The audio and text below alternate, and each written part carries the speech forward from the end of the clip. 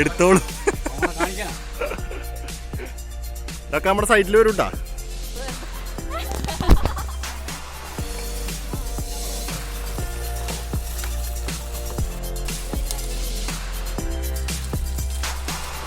അതെ, നമ്മൾ വിളിക്കുമ്പോ ഒന്ന് ഓഫ് ചെയ്യാൻ പറഞ്ഞാൽ മതി അവിടെ. അതെ, അപ്പൊ പോയി പറഞ്ഞ